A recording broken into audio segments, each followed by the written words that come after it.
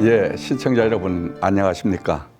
한 주를 시작되는 월요일 아침에 함께 나눌 하나님의 말씀은 창세기 39장 1절 말씀부터 5절 말씀까지 먼저 봉독드리겠습니다.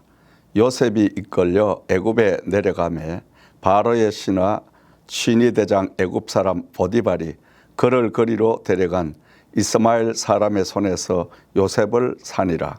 여호와께서 요셉과 함께 하심으로 그가 형통한 자가 되어 그의 주인 애굽 사람의 집에 있으니 그의 주인이 여호와께서 그와 함께 하심을 보며 또 여호와께서 그의 범사에 형통하게 하심을 보았더라. 요셉이 그의 주인에게 은혜를 입어 섬김에 그가 요셉을 가정 총무로 삼고 자기의 소유를 다 그의 손에 위탁하니 그가 요셉에게 자기의 집과 그의 모든 소유물을 주관하게 한 때부터 여호와께서 요셉을 위하여 그 애굽 사람의 집에 복을 내리심으로 여호와의 복이 그의 집과 밭에 있는 모든 소유에 미친지라. 아멘. 자, 오늘 주신 말씀의 제목은 어디로 가든지 형통한 요셉이라는 말씀의 제목으로 함께 은혜를 나누고자 합니다.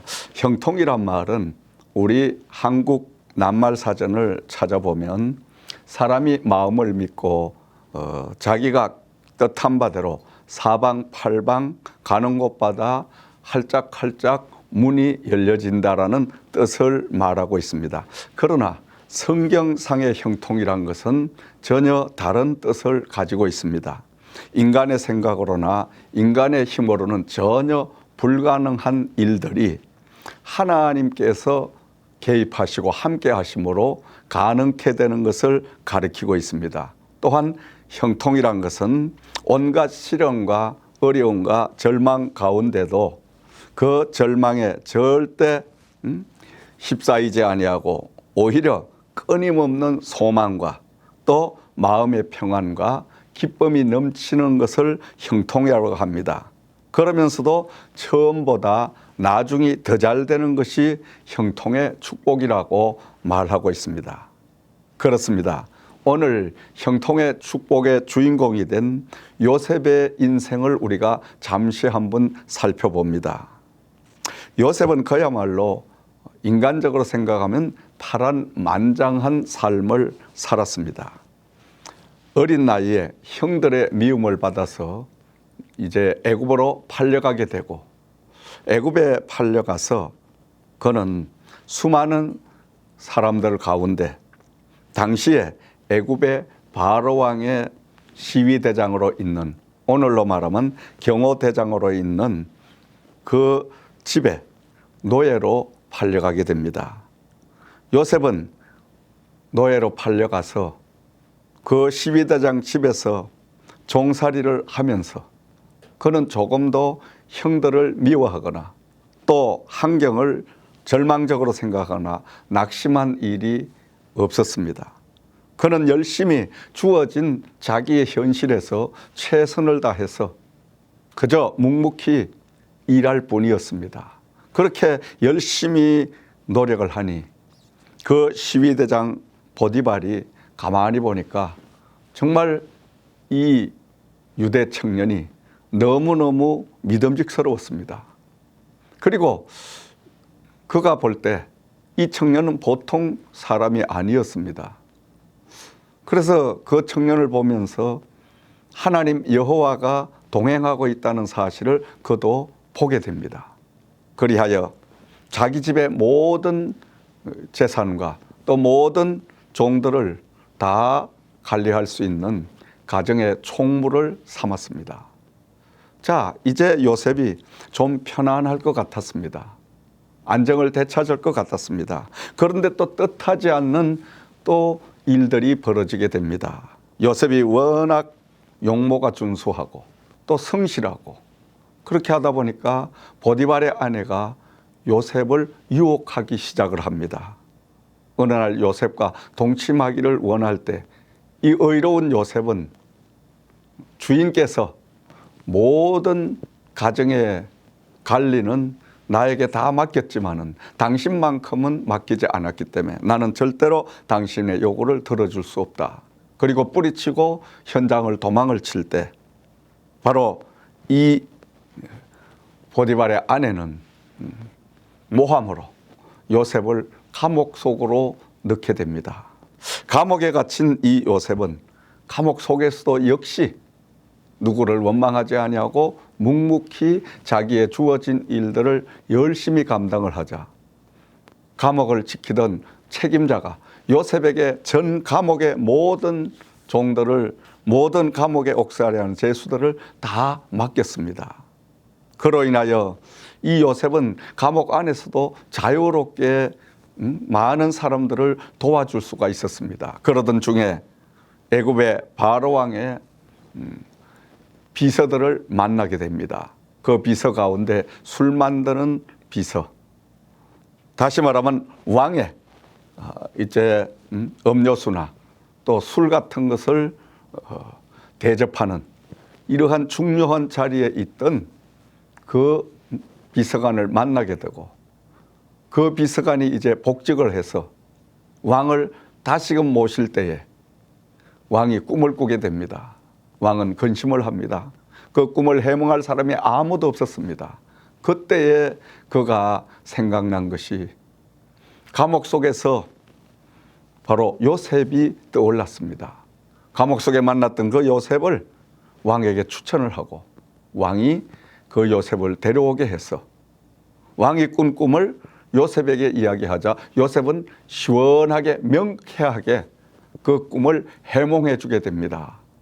이 애굽의 바로 왕이 요셉의 꿈 해몽을 듣고 얼마나 마음이 흡족하고 기뻤던지 창세기 41장 38절에서 39절 말씀을 참고하면 바로가 그의 신하들에게 이르되 이와 같이 하나님의 영에 감동된 사람을 우리가 어찌 찾을 수 있으리요.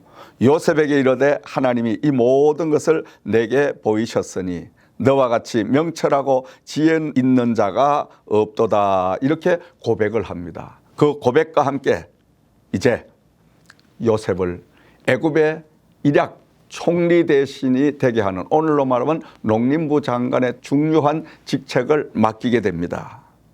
요셉은 감옥에 죄수인 그 몸에서 하루아침에 일약 그 당시에 가장 큰 강대국인 애굽의 나라의 총리 대신이 되는 이 놀라운 하나님의 형통함의 축복을 입게 됩니다.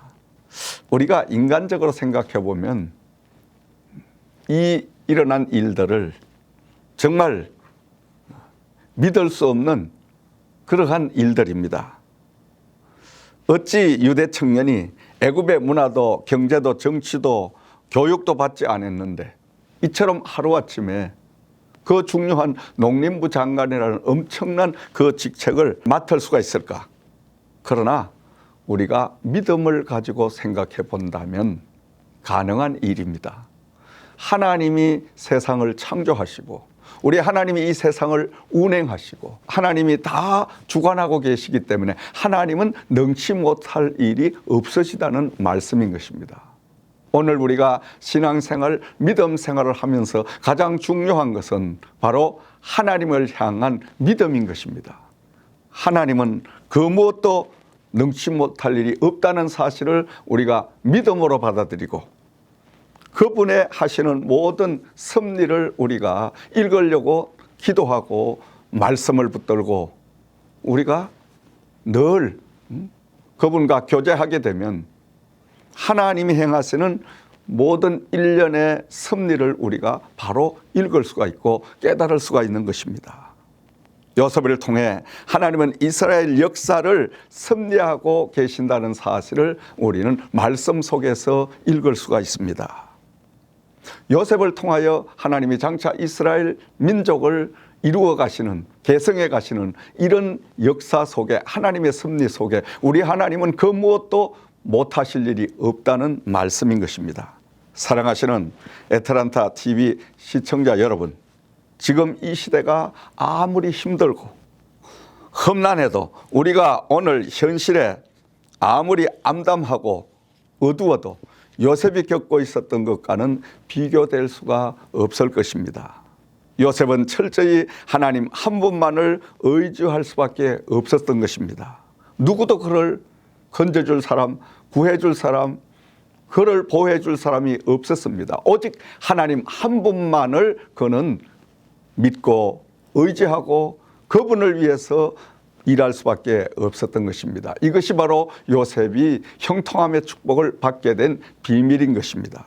오늘도 우리가 일어나는 모든 우리의 주변의 일들, 여러 가지 벌어지는 경제적인 암울한 어두움, 또 밀려오는 가정의 위기, 이러한 전반적인 그 모든 문제 속에서도 우리는 요셉처럼 하나님만 의지하는 이 믿음을 가지고 우리가 한 주간을 살아갈 때에 하나님은 반전의 역사, 형통함의 역사를 우리에게 동일하게 부어주실 줄을 믿습니다.